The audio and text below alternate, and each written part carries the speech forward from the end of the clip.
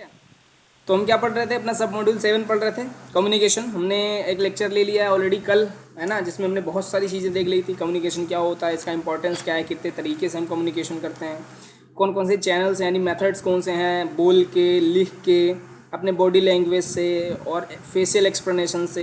बहुत सारे ऐसे तरीके थे जिससे हम कम्युनिकेशन कर रहे थे, ठीक है। और एट लास्ट हमने ये देखा था कि जो कम्युनिकेशन है ये बहुत ज़्यादा इफेक्टेड होता है जब हम शिफ्ट हैंड ओवर कर रहे होते हैं, ठीक है। तो आज हम इसी शिफ्ट हैंड ओवर के बारे में अच्छे से डिटेल में पढ़ने वाले हैं कि एक्चुअली में शिफ्ट हैंड ओवर क्या होता है, क्या करना होता है उसमें, क्या नहीं करना होता है, किन चीज़ों का हमें ध्यान रखना चाहिए, क्या प्रोसेस होता है एक्चुअली, है ना। ये सब चीज़ें आज हम देखने वाले हैं, ठीक है। तो सबसे पहले तो बात आती है कि आखिर शिफ्ट हैंड ओवर क्या चीज़ होता है ना। तो देखो, एक्चुअल में एविएशन इंडस्ट्री जो है ये 24/7 रनिंग इंडस्ट्रीज है, यानी कि एक ऐसी इंडस्ट्री है जो कभी बंद नहीं होती है, एक भी मिनट के लिए बंद नहीं होती है, ठीक है। तो ये बात आती है कि फिर काम कैसे होता है, क्योंकि इंसान यानी ह्यूमन लिमिटेशंस मैंने आपको पढ़ाया है कि एक इंसान की लिमिट होती है कि वो इतने देर काम कर सकता है, उसके बाद उसको इतने देर का रिलैक्स चाहिए। तो उसके लिए हम क्या करते हैं, आदमियों को चेंज करते हैं, ना कि कंपनी को बंद करते हैं। यानी कि कुछ देर काम करने के बाद जब लोग थक जाते हैं, यानी जब उनका शिफ्ट पूरा हो जाता है 6 घंटे 8 घंटे जो भी कंपनी का पॉलिसी है, उस हिसाब के बाद उतने घंटे के बाद या उतने टाइम के बाद हम उन्हें अपने घर भेज देते हैं और उनकी जगह पर नए वर्कर्स आते हैं उस टाइम से कंटिन्यू करने के लिए। फिर जब वो थक हार जाते हैं तो उनको घर भेज देते हैं और नए इंसान को बुला लेते हैं, ठीक है, नए ह्यूमंस को बुला लेते हैं। तो इसका फ़ायदा क्या होता है, इसका फ़ायदा ये होता है कि हमें पहली बात तो एक से काम करवाओगे आप, तो मैंने आपको बताया जब फटीक ज़्यादा हो जाएगा तो परफॉर्मेंस डिक्रीज़ कर जाएगी, है ना। तो पहली बात हमें वो नहीं करना कि एक आदमी से पता चला 12 घंटे काम करा लिया, तो 6 घंटे बड़ा अच्छे से काम किया और 6 घंटे वो सो गया, तो वो क्या किया, आपकी कंपनी का पैसा ही तो बर्बाद हुआ, क्योंकि आप तो पैसा 12 घंटे के दोगे इसे। तो इसीलिए कंपनी की पॉलिसी होती है कि कंपनी ये करती है कि शिफ्ट्स में काम करवाती है, यानी कुछ देर कुछ लोग काम करेंगे, उसके बाद कुछ और काम करेंगे, तो इसे बोलते हैं शिफ्ट, ठीक है। और शिफ्ट हैंड ओवर का मतलब होता है जब एक शिफ्ट के लोग अपना काम खत्म करके जा रहे हों और दूसरे शिफ्ट के लोग जो आ रहे हैं उनको काम करना है। इन दोनों के बीच में जो थोड़ा सा ट्रांजिशन होता है, यानी जो थोड़ा सा गैप होता है, जो टाइम होता है, जिसमें आउटगोइंग यानी जो शिफ्ट में ऑलरेडी काम कर रहे हैं वो लोग घर जाते हैं और नए लोग आके ज्वाइन करते हैं, इस प्रोसेस को बोला जाता है shift hand over. Hand over का मतलब होता है कि देना, यानी अपनी रिस्पॉन्सिबिलिटीज़ किसी और को देना, है ना। तो जो अभी टीम काम कर रही थी वो अपनी रिस्पॉन्सिबिलिटी किसे देगी, जो बंदे आ रहे हैं, है ना। जैसे मान लीजिए आप 2 लोग हैं, आपके 2 दोस्त सेम कंपनी में काम करते हैं, आपका जो शिफ्ट है वो सुबह 8 बजे से शाम को 6 बजे तक है, और आपके दोस्त का शिफ्ट जो है वो 6 बजे से के बाद स्टार्ट होता है, मान लीजिए शाम के 6 बजे से सुबह तक है ना। तो इससे क्या होगा कि आपका जो आने वाला जो है दोस्त, वो क्या हो गया, इनकमिंग शिफ्ट हो गया, और आप क्या हो गया, आप क्योंकि जाना है तो आपको आप आउटगोइंग शिफ्ट हो गए। तो आप क्या करोगे, अपनी रिस्पॉन्सिबिलिटी जहाँ तक आप काम किए हो या जो कोई भी काम बाकी है वो सारी चीज़ें बताओगे अपने दोस्त को कि भाई ये मैंने कर दिया, ये बचा हुआ है, आप इसको देख लेना, है ना। आप रिटन डॉक्यूमेंट्स दोगे कि भाई ये लॉग देखो मैंने बना लिया है, मैंने इतना काम कर लिया, आपको इसके आगे काम करना है। इस प्रोसेस को बोला जाता है शिफ्ट हैंड ओवर, ठीक है।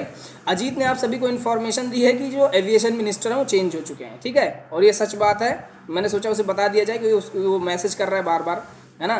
तो ये आप लोग जान लो, ज्योतिबा आदित्य सिंधे करके जो हैं मिनिस्टर, वो बन गए हैं एविएशन मिनिस्टर इंडिया के, ठीक है। आज ही हुआ, मतलब कल शाम को बने हैं, ठीक है। तो अब कंटिन्यू करते हैं। तो ये हो गया शिफ्ट हैंड ओवर, आपको सभी को समझ में आएगा कि शिफ्ट हैंड ओवर जो है, हैंग ओवर मत समझना, ठीक है, इट इज़ हैंड ओवर, ठीक है। तो हैंड ओवर का मतलब होता है अपनी रिस्पॉन्सिबिलिटीज़ दूसरे को देना, ठीक है। तो शिफ्ट हैंड ओवर का मतलब वो टाइम जहाँ पर आपके पहले से काम करते हुए लोग आने वाले लोग को, जो काम करने वाले हैं, उनको अपनी बातें समझाते हैं कि भाई अब आपको यहाँ से कंटिन्यू करना है, उस प्रोसेस को बोलते हैं शिफ्ट हैंड ओवर।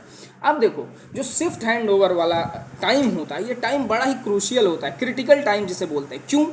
क्योंकि आज तक का इतिहास गवाह है, जैसे आप लोग बोलते हो ना, उदाहरण के लिए, एग्जाम्पल के लिए इतिहास गवाह है, तो ये सच बात है, इतिहास गवाह इस बात का कि जितने भी ह्यूमन एरर्स हुए हैं एविएशन के अंदर, उसमें जो मैक्सिमम एरर्स आए हैं वो शिफ्ट हैंड ओवर के टाइम पर आए हैं, ठीक है। इसका प्रॉपर रीज़न है हमारे पास, हम ऐसा क्यों बोल रहे हैं, उसका रीज़न देखो। मान लो कि आप कंपनी में काम करते हो, तो आप मान लो 5 घंटे से कंटिन्यूसली काम कर रहे हो, है ना। 6 घंटे के बाद मान लो आपका शिफ्ट जो है वो चेंज होना है, 5 घंटा 50 मिनट तक आपसे काम करवाया जाता है, दबा दबा के काम कराया जाता है, ये करो वो करो, ऐसा ना करो, 1 मिनट भी खाली नहीं रहने देते। तो जो इंसान होता है ना, उसके अंदर ये मेंटेलिटी डेवलप हो जाती है कि जब मैं इनके लिए पूरे 6 घंटे काम कर रहा हूँ, मुझे सैलरी सिर्फ 6 घंटे की मिल रही है, तो मैं 6 घंटे 1 मिनट भी नहीं रुकूंगा यहाँ पे, है ना। जब उनसे बहुत ज़्यादा काम लिया जाता है तो ऐसी मेंटेलिटी बन जाती है, आप लोग की भी बन जाती होगी, ऐसी कोई बड़ी बात नहीं है। तो वो क्या करते हैं ना, जैसे उनका 6 घंटे कंप्लीट हुआ वो निकल लेते हैं। कोई आए चाहे ना आए उसका वेट नहीं करते कि भाई 2 मिनट लेट हो गया बंदा, उसको कोई इमरजेंसी हुई, कुछ भी नहीं, वो कुछ नहीं वेट करते। उनका जैसे ही काम खत्म हो तुरंत बाहर निकल जाते हैं कंपनी से। अब इसमें प्रॉब्लम क्या हो गई, आपने कितना काम किया है, क्या काम नहीं किया है, ये राइटिंग में उनको मिलता है। जब वो आते हैं तो डॉक्यूमेंट देखेंगे, ये काम अच्छा हो गया, ये पता चला उसमें कुछ भूल गए आप लिखना, है ना, या कुछ गलत लिख दिया है, तो इंसान वही समझ जाएगा, है ना। और आपको ये बात पता होगी कि जो वर्बल कम्युनिकेशन होता है वो ज़्यादा इफेक्टिव होता है। इफेक्टिव मतलब वो अच्छे तरीके से समझ में आता है एज़ कम्पेयर टू रिटन। जैसे आपकी बुक में क्या है, सब रिटन है, लिखा हुआ है, लेकिन जब मैं आपको बताता हूँ तो ऐसा मैं सोचता हूँ कि आपको अच्छे से समझ में आता होगा, है ना, एज़ कम्पेयर टू बुक। तो क्यों? क्योंकि मैं आपको समझा रहा हूँ, है ना, फेस टू फेस बता रहा हूँ बातें, और बुक में क्या है, आपके लिखा हुआ है, तो ये फ़र्क पड़ जाता है। कभी कभी क्या होता है कि कुछ आपसी दुश्मनी है, मान लो जिसको सिर्फ हैंड ओवर करना उससे आपकी लड़ाई है, तो आप जानबूझ के उसे कुछ नहीं बताते हो, कहते हो ठीक है वो सब लिखा तो है देख लो। ये वाली भी प्रॉब्लम होती है। इस तरह से मतलब 50 तरीके की प्रॉब्लम हो सकती है ना। और ये प्रॉब्लम्स क्या हैं, अगर छोटी सी भी प्रॉब्लम हुई तो आने वाले जो लोग हैं वो अगर थोड़ी भी आपके मेंटेनेंस में थोड़ी भी गड़बड़ी करते हैं तो आगे चल करके वो बड़ा एक्सीडेंट या फिर इंसिडेंट कॉज कर सकता है। ठीक है, तो इसके लिए क्या हुआ कि भाई आखिर स्विफ्ट हैंडओवर कैसा होना चाहिए, ये भी तो पता होना चाहिए ना कि आखिर स्विफ्ट हैंडओवर होना कैसा चाहिए। तो स्विफ्ट हैंडओवर कैसा होना चाहिए, इसके लिए 3 बेसिक कॉन्सेप्ट्स हैं। ठीक है, वो क्या क्या है अब हम उनको देख लेते हैं। सबसे पहला कॉन्सेप्ट है, यानी 3 है, टोटल कह सकते हैं आप, जो प्रोसेस है उसमें 3 चीज़ें इन्वॉल्व हैं। पहला कहता है कि जो भी लोग जा रहे हैं यानी आउटगोइंग जो पर्सन है उनकी एबिलिटी, यानी वो कितने अच्छे ढंग से अपने आने वाले लोगों को समझा पा रहे हैं। ठीक है, ये किसकी एबिलिटी है, जो लोग जा रहे हैं, यानी जो आउटगोइंग मेंबर्स हैं, आउटगोइंग शिफ्ट मेंबर्स हैं, वो कितने अच्छे तरीके से अपनी बात को जो लोग आ रहे हैं उनको समझा पा रहे हैं। ठीक है, ये पहला आपका बेसिक कॉन्सेप्ट है शिफ्ट हैंडओवर का। दूसरा कॉन्सेप्ट है कि जो लोग आ रहे हैं, अभी तक क्या था, जो जा रहे हैं वो कितने अच्छे से बातों को समझा पा रहे हैं।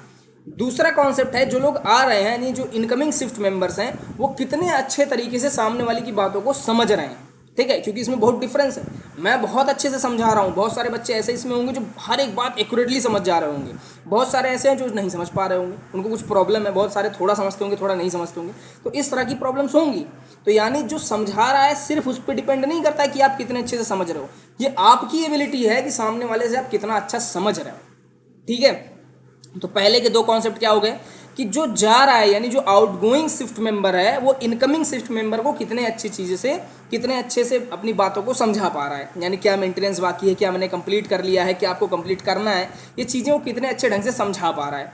दूसरा क्या है, जो इनकमिंग शिफ्ट मेंबर है यानी जो आ रहा है शिफ्ट मेंबर जो अब काम करेगा, अब स्टार्ट करेगा, वो अब उनकी बातों को कितने अच्छे से समझ पा रहा है। 2 हो गया।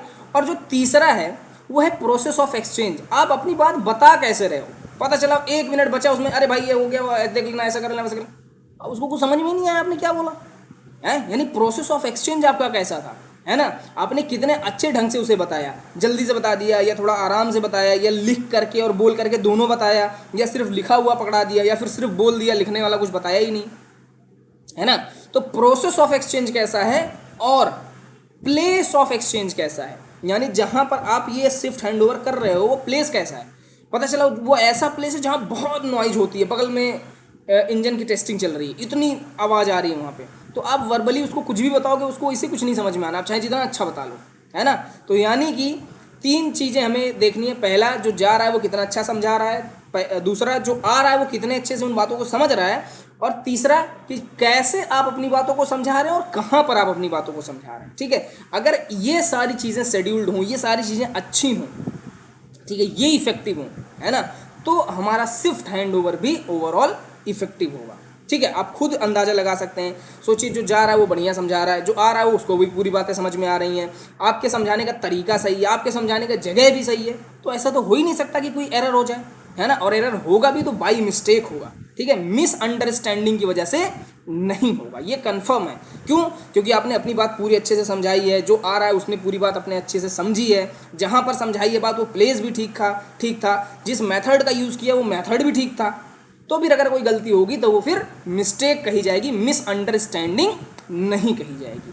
ठीक है, तो समझ में आया। अगर इतना चीज़ आप रखते हो तो आपका हैंडओवर जो है वो इफेक्टिव होगा, इफिशिएंट होगा, अच्छा हैंडओवर उसे कहा जाएगा, उसे बोलेंगे गुड शिफ्ट हैंडओवर। ठीक है, समझ में आया सभी को कि शिफ्ट हैंडओवर क्या होता है और हमें किन बातों का ध्यान रखना चाहिए जब हम शिफ्ट हैंडओवर कर रहे हैं। ठीक है, अब देखो जो डिपार्टमेंट ऑफ एनर्जी है यानी DOE है, उसने बताया कि अगर इन सब चीज़ों के साथ आप दो चीज़ों का और ध्यान रखें, यानी वो लगभग यही चीज़ है लेकिन उन्होंने थोड़ा अलग तरीके से बताया। उसने बोला अगर आप दो चीज़ें और ध्यान में रखें तो जो शिफ्ट हैंड ओवर है वो और ज़्यादा इफेक्टिव हो जाएगा। तो दो चीज़ें क्या थी, पहला उसने कहा ओनरशिप और दूसरा उसने कहा फॉर्मेलिटी, है ना। तो ओनरशिप का क्या मतलब है, भाई आपकी कंपनी तो है नहीं, तो फिर उसने ओनरशिप क्या किया, उसके कहने का मतलब है कि जहाँ भी आप काम कर रहे हो आप ऐसा समझो कि वो जो भी काम है या फिर जो भी मेंटेनेंस आप कर रहे हो आप उसके मालिक हो, ऐसा आप अपने समझ के तब उसको काम करो, है ना। यानी कि आप ये समझो भाई ये मेरी रिस्पॉन्सिबिलिटी है कि मैं इस काम को अच्छे ढंग से करूँ, इसमें कोई कमी ना आने पाए।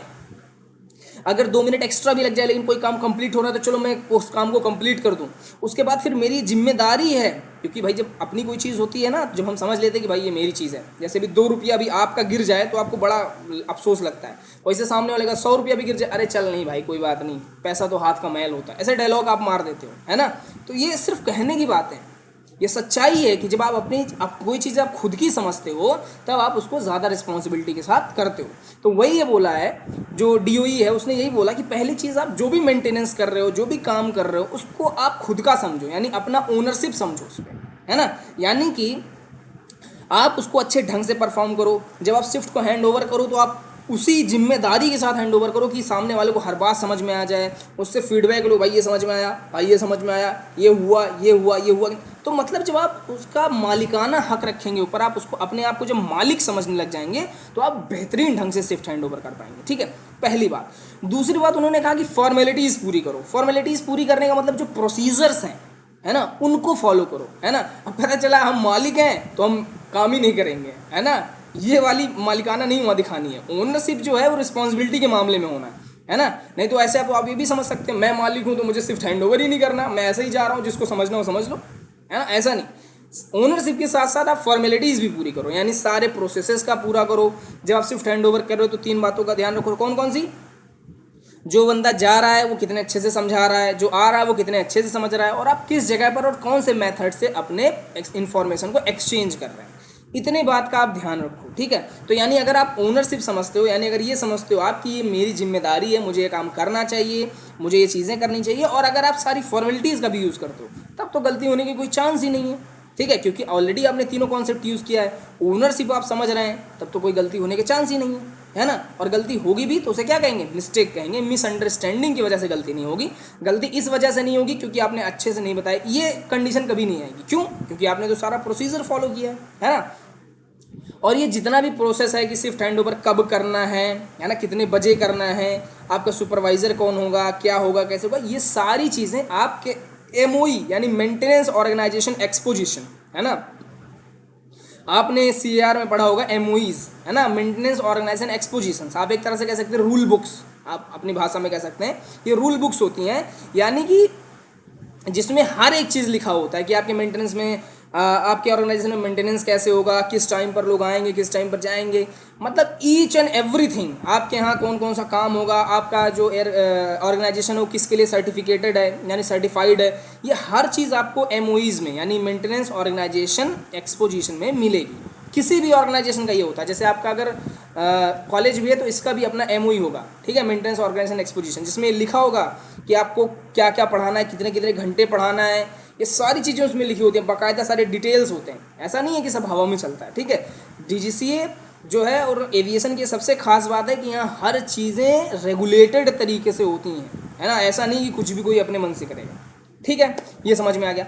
अब देखो, ये तो बात हो गई कि भाई शिफ्ट हैंड ओवर ऐसा होना चाहिए, है ना। लेकिन जैसे होता है ना, आप जैसे मान लो कोई बाइक खरीदते हो, बाइक बड़ी अच्छी है यार, कोई दिक्कत नहीं है, लेकिन फिर आप उसमें देखते हो ना, उसमें मॉडिफिकेशंस करवाते हो आप, है ना, उसमें कुछ बम्फर्स लगवा लिया, डिग्गी लगवा ली ताकि कोई सामान भी रख लो, है ना, कुछ और भी आप करवाते हो मॉडिफिकेशन।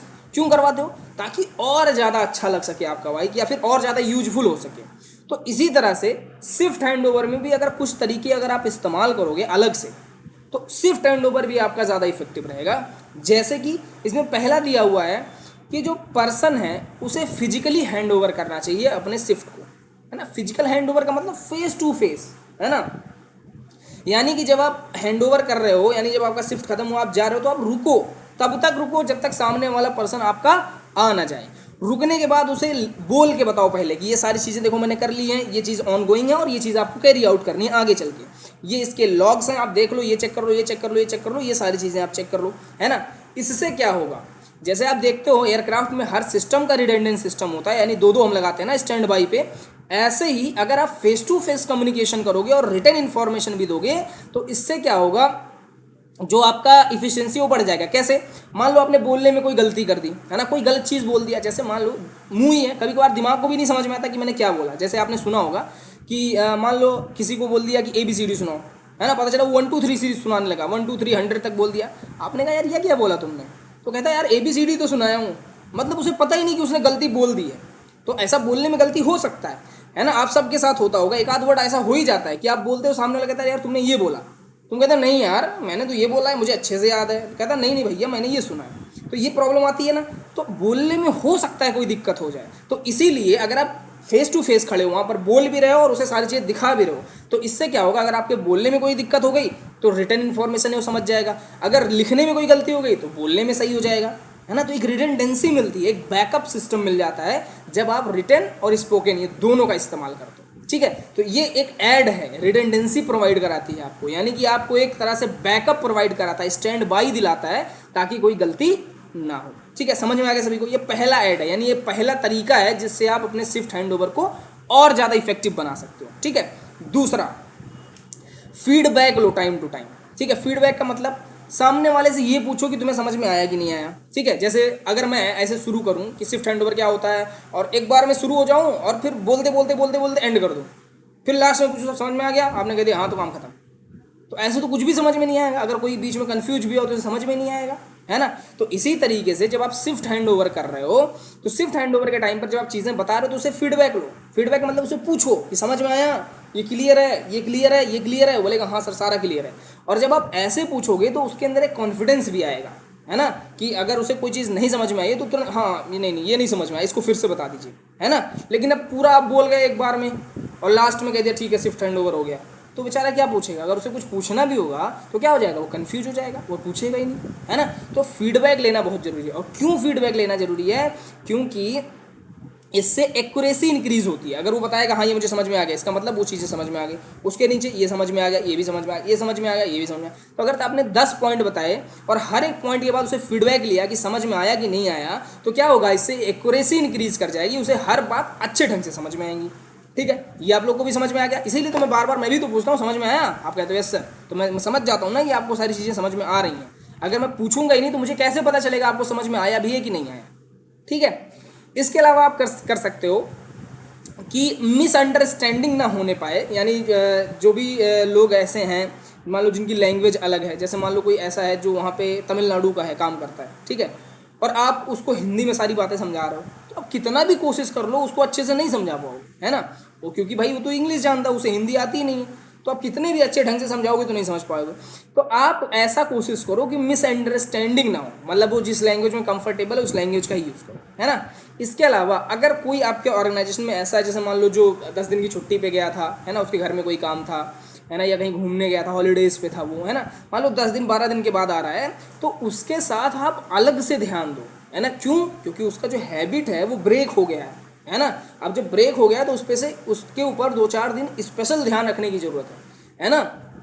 जैसे आप लोग खुद देखते होंगे, अभी मान लो कि जब लॉकडाउन हो गया था तो बहुत सारे लोग ऐसे थे जो बिल्कुल भी नहीं पढ़े, उसके बाद जब उन्हें लिखना हुआ ना तो उनकी राइटिंग ही बिल्कुल ख़राब हो गई थी। क्यों, क्योंकि उनकी हैबिट छूट गई है, 7-8 महीने कुछ लिखा ही नहीं, ABCD भी नहीं लिखा, और फिर अचानक से सेंटेंसेस लिखना चालू कर दिया, तो क्या है, राइटिंग बेकार हो गई। उसका रीज़न ये था क्योंकि आपकी जो हैबिट है वो टूट गई थी। अभी फिर लिखना स्टार्ट किया, 10-12 दिन 15 दिन लिखा, फिर अपना फ्लो में आ गए, है ना। तो जो लोग ब्रेक कर रहे हैं, जो हॉलीडेज़ में हैं, उनके साथ अलग से ज़रूरत है ध्यान देने की, उसके साथ जो कम्युनिकेशन है वो और भी ज़्यादा इफेक्टिव होना चाहिए। ठीक है, तो ये तो बात हो गई कि आप ये चीज़ें कर सकते हो ताकि आपका जो कम्युनिकेशन है, यानी जो शिफ्ट हैंडओवर है, वो बेहतरीन हो जाए। लेकिन कुछ ऐसी भी चीज़ें हैं जिनका अगर आप ध्यान नहीं दोगे तो भी आपका कम्युनिकेशन इफेक्टिव नहीं रहेगा। जैसे कुछ बैरियर्स हैं, है ना। बैरियर्स का मतलब कुछ रुकावटें हैं, जैसे कि पहला रुकावट क्या है, और ये बहुत ही इंपॉर्टेंट है। देखो, ह्यूमन की लिमिटेशन होती है।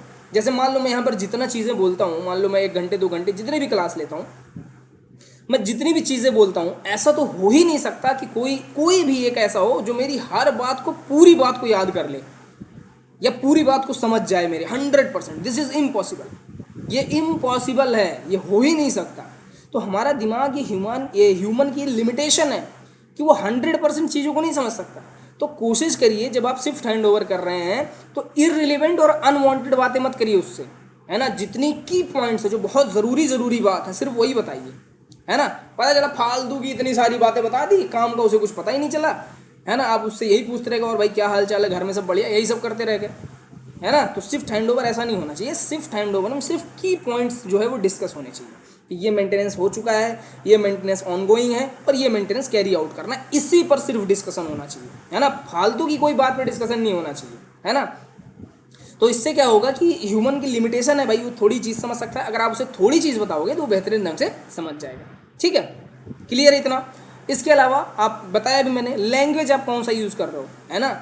ऐसे लैंग्वेज में आप कम्युनिकेशन करो जिसमें सामने वाला कंफर्टेबल हो, है ना। जिसमें आप कंफर्टेबल हो वो वाला लैंग्वेज नहीं चाहिए, जिसमें सामने वाला कंफर्टेबल हो। क्योंकि अभी तो आप शिफ्ट खत्म करके घर जा रहे हो, अब आपका यहाँ क्या काम है, अब तो जो आ रहा है वो काम करेगा, समझ रहे हो। तो इस तरीके से आपको वो लैंग्वेज यूज़ करनी है जिसमें इनकमिंग शिफ्ट मेंबर जो है वो कंफर्टेबल है, यानी हिंदी, इंग्लिश। अगर आपको नहीं आती है तो आप किसी ऐसे को बुलाइए जो समझा सके उसको, है ना। लेकिन आपका जो कम्युनिकेशन है वो इफेक्टिव होना चाहिए, ठीक है। ये बातें समझ में आ गई सबको।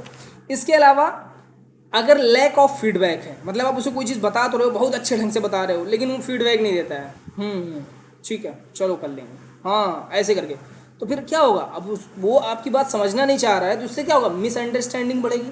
जैसे कभी कभी क्या होता है, मान लो मैंने आपको कोई चीज़ पढ़ा दी, आप क्लास में कहते तो हाँ सर समझ में आ गया, ठीक है समझ में आ गया। फिर जब बुक लेके बैठते तो कहते ये क्या था यार, ये तो भूल ही गया मैं।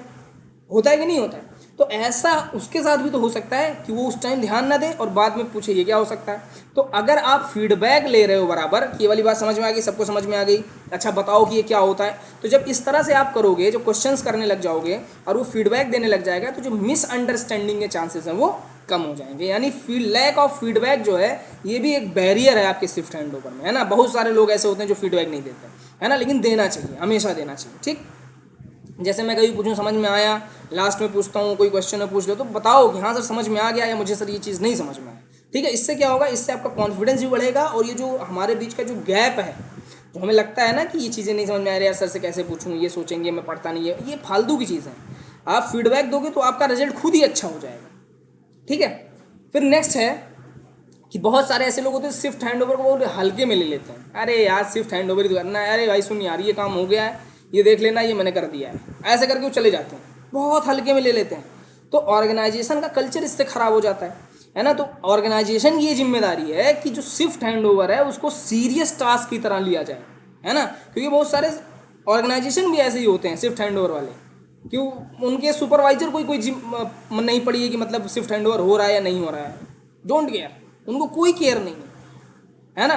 तो इसलिए ये जो है हमारा ऑर्गेनाइजेशन का ये जो शिफ्ट हैंड ओवर है ना, इसको एक सीरियस टास्क की तरह परफॉर्म करना चाहिए, ठीक है। समझ में आया सभी को। तो अगर आप ये बैरियर्स क्रॉस कर जाते हो तो आपका इफेक्टिव होगा कम्युनिकेशन, शिफ्ट हैंड ओवर अच्छा होगा। और कुछ एड्स तो मैंने बताई कि अगर इन तरीकों का आप यूज़ करोगे तो आपका कम्युनिकेशन अच्छा बेहतरीन होगा।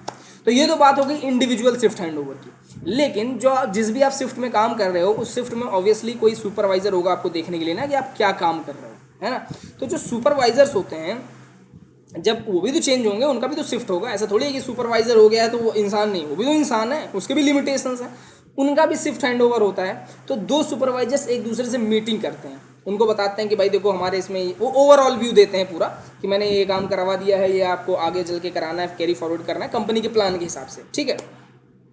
अब देखो उस दौरान उनके जब मीटिंग हो रही है तो उन्हें कुछ बातों का ध्यान रखना चाहिए। जैसे क्या क्या बातों का उन्हें ध्यान रखना चाहिए, जैसे कि वर्क जो है उसका स्टेटस कैसा है, मतलब वो कहाँ तक पहुँचा है। यानी मान लो कंपनी ने आपको 20 घंटे का मेंटेनेंस दिया है तो 8 घंटे आपने अपना कर दिया, अब नेक्स्ट 8 घंटे मैंने 8 घंटे में क्या किया और आपको 8 घंटे में क्या करना है, ये चीज़ें डिस्कशन होना चाहिए उन दोनों के बीच में, सुपरवाइजर्स के बीच में। फिर कौन कौन लोग आए थे यहाँ पर, क्या क्या किए, क्या क्या कंस्ट्रक्शन हुआ है ना, कोई सेफ्टी इशू तो नहीं है। नहीं तो पता चला आपके जब शिफ्ट में काम हो रहा था तो वहाँ पे कोई सॉल्वेंट ऐसा रखा हुआ था जो टॉक्सिक था, जो नुकसान कर सकता था। आपके किसी मेंबर ने उसे छू दिया और वो बीमार पड़ गया, और आपने अपने आने वाले सुपरवाइजर को ये बात नहीं बताई, तो उसके भी शिफ्ट में यही सेम काम हो गया, है ना। तो मतलब ये है कि आपके साथ अगर कोई सेफ्टी इशूज़ हो गया, कुछ हेल्थ इशूज़ हो गए, तो उसे पहले ही सतर्क कर दो भैया कि इस बात का ध्यान रखना तुम, ठीक है। ये हमारे साथ हो चुका है, ठीक है। इसके अलावा कौन से एयरक्राफ्ट पे काम चल रहा है ना, किस टाइप का काम चल रहा है, इस काम को कब तक कंप्लीट कर लेना है, डेडलाइन क्या है इसकी, है ना। जो एयरक्राफ्ट का काम है वो प्लानिंग के हिसाब से कितना आगे या कितना पीछे चल रहा है ना। कौन सा सर्टिफाइंग स्टाफ इसमें है, कौन सा नॉन सर्टिफाइंग स्टाफ है, कितने लोग बीमार पड़ गए, किनको इंजरी हो गई, किसको ट्रेनिंग दिया जा रहा है ना। ये सारी चीज़ें अलग अलग होनी चाहिए ना। पता चला कि उसमें 4 लोग ऐसे हैं जो ट्रेनिंग ले रहे हैं, और पता चला सुपरवाइजर गया, पूछा तुम क्या कर रहे हो, बोला सर मुझे कुछ आता ही नहीं, तो उसने निकाल दिया बाहर, है ना। तो उसे पता होना चाहिए कि ये ट्रेनिंग वाला है, ये एक टेक्नीशियन नहीं है, ऐसी बातें होनी चाहिए। इसके अलावा प्रॉब्लम्स क्या हो गई, मतलब जो प्रॉब्लम्स थी वो सॉल्व कितनी हुई हैं, उनका स्टेटस क्या है, ठीक है। इसके अलावा इन्फॉर्मेशन जो कंपनी के द्वारा मिलती है वो पूरी तरह से है, रिसोर्सेज पूरे हैं कि नहीं है, ये सारी बातें उनको डिस्कस करनी चाहिए, ठीक है। और क्या क्या रिसोर्सेज की ज़रूरत पड़ेगी, ये सब चीज़ें उन्हें डिस्कस करनी चाहिए। किसको, जो सुपरवाइजर्स हैं वो एक दूसरे से मीटिंग करेंगे, ठीक है। और बाकी इंडिविजुअली तो आपने देख ही लिया कैसे होता है शिफ्ट हैंड ओवर, वो सुपरवाइजर्स का काम है। अब इतना होने के बाद कि मतलब आपने सारा कुछ देख लिया, उसके बाद अब जब शिफ्ट चालू हो गया, है ना, जब मान लो दूसरा शिफ्ट चालू हो गया, तो भी कुछ बातों का ध्यान रखना है। जैसे आपको वॉक थ्रूज करने हैं। वॉक थ्रूज क्या होता है, वॉक थ्रूज का मतलब जैसे चलना, है ना। चलने का मतलब क्या है कि जैसे सुपरवाइजर के साथ मीटिंग हो गई, है ना, शिफ्ट आपका ओपन हो गया, मतलब शिफ्ट स्टार्ट हो गया। अब जो भी सर्टिफाइंग स्टाफ्स हैं, मतलब जो आपके मेंटेनेंस मेंबर्स हैं, सुपरवाइजर का ये काम होना चाहिए कि वो आए, अपने केबिन में होते हैं वो आए, और जो भी सर्टिफाइंग स्टाफ है उनके साथ डिस्कशन करें, है ना। डिस्कशन किस बात की करें, तो वो क्या करें कि कौन कौन से ऐसे इश्यूज़ हैं, मतलब कौन कौन सी ऐसी चीज़ें जिन पर आप काम कर रहे हो, हमें भी बताओ, हमें समझाओ, है ना, कि क्या क्या चीज़ें काम हो रही हैं वहाँ पे। ऐसा नहीं कि आप सुपरवाइजर हो तो उधर ही से कागज़ पे सारा काम हो रहा है ना, कि आपने लिख दिया ये हो गया, ये ऐसे नहीं। आपको फील्ड में जा करके जहाँ पर काम हो रहा है वहाँ पर जा करके एक एक चीज़ को देखना चाहिए कि एक्चुअली में कितना हुआ है। जैसे आप देखते हो ना सरकारी काम कैसे होता है, कागज़ में वो दिखा देंगे यहाँ पर सड़क बन गई, उसका पैसा पास हो जाता है, लेकिन एक्चुअली में पता चला सड़क है ही नहीं। तो ऐसा तो मेंटेनेंस में भी हो सकता है। तो इसलिए ये आपकी जिम्मेदारी है, जो सुपरवाइज़र हैं उनकी जिम्मेदारी है कि वो निकल करके आएँ, सर्टिफाइंग स्टाफ के साथ जाएं, हर चीज़ का मुआयना करें, जिसे कहते हैं हिंदी में मुआयना नहीं, मुआयना शायद उर्दू वर्ड है, मतलब निरीक्षण करें, हिंदी में मतलब इंस्पेक्ट करें, इंस्पेक्शन करें कि क्या क्या काम हो रहा है ना, समझ में आया। इसके अलावा जो डिस्कशन है कि मतलब इस सर ये कैसे होगा, आप तो खुद ही देख रहे हैं ये कंपनी ऐसा कर रही है वैसा कर, तो मतलब म्यूचुअल अंडरस्टैंडिंग भी बनेगी। इससे क्या होगा, आपको जो सुपरवाइजर आपको हायर पोस्ट का नहीं लगेगा, वो लगेगा कि हाँ मतलब फ्रेंडली नेचर का है और मेरे साथ हर चीज़ में उसको डिस्कस कर सकता हूँ, ठीक है। मान लो कोई मेंटेनेंस टास्क है जो कंपनी ने कहा 10 घंटे में करना है, लेकिन जब आपने सुपरवाइजर से डिस्कस किया तो पता चला भैया ये तो 10 घंटे वाले में होना ही नहीं है, कम से कम इसको 15 घंटे चाहिए। तो जब आप सुपरवाइजर को बताओगे तो क्या करेगा, ऊपर फॉरवर्ड करेगा कंपनी में कि सर ऐसा तो पॉसिबल ही नहीं कि ये 10 घंटे में हो जाए, तो हो सकता है वो आपको 5 घंटे एक्स्ट्रा दिला भी दे, है ना। लेकिन जब आप डिस्कस करोगे तब ना, जब वो केबिन में बैठा है आप इधर बैठो तो कैसे डिस्कस होगा, है ना। तो इन बातों का ध्यान रखना है। इसके अलावा और भी बहुत सारी चीज़ें हैं, जैसे कि कौन सा प्रोसेस चल रहा है, आखिरी स्टेप क्या हुआ है, अभी जस्ट क्या कंप्लीट हुआ है, और काम करने में क्या क्या प्रॉब्लम्स आ रही हैं, कौन कौन सी ऐसी प्रॉब्लम थी जो सॉल्व हो गई हैं, कौन कौन सी ऐसी हैं जो भी नहीं सॉल्व हो पाई हैं, है ना। इसके अलावा अनयूजुअल डिफेक्ट, मतलब कि कोई चीज़ आप बना रहे हो, पता चला कुछ और ख़राब हो गया, है ना। तो ऐसे कौन सी चीज़ें हैं, पता चला कि आप काम करते जा रहे हो, कुछ बिगड़ गया तो सुपरवाइजर आपके ऊपर चिल्लाने लग गया, कैसा काम किया, ये ख़राब कर दिया, तो उसको आप खुद ही बता दो, सर देखिए मैं ये काम कर रहा था, ये अचानक से अपने आप ख़राब हुआ, ठीक है। तो अंडरस्टैंडिंग अच्छी रहेगी। इसके अलावा कौन कौन से रिसोर्सेज की ज़रूरत है, जैसे टूल वगैरह, कौन कौन सी ज़रूरत है, सर ये है हमारे पास, ये नहीं, इनको मंगवा दीजिए, ठीक है। ये उनकी जिम्मेदारी है क्योंकि मैनेजमेंट उनका ही काम है। इसके अलावा कौन से पार्ट रिमूव किए गए हैं, कौन से पार्ट इंस्टॉल किए जा रहे हैं, उनका पार्ट नंबर क्या है, कितने पैसे लग रहे हैं, ये सब चीज़ जो है ये आपको डिस्कस करनी चाहिए आपके सुपरवाइजर के साथ, ठीक है। समझ में आया सभी को ये जितना मैंने पढ़ाया। अब नेक्स्ट जो हमारा पार्ट है वो हम कल पढ़ेंगे। किसी को कोई प्रॉब्लम हो, कोई परेशानी हो तो माइक ओपन करो और पूछ लो।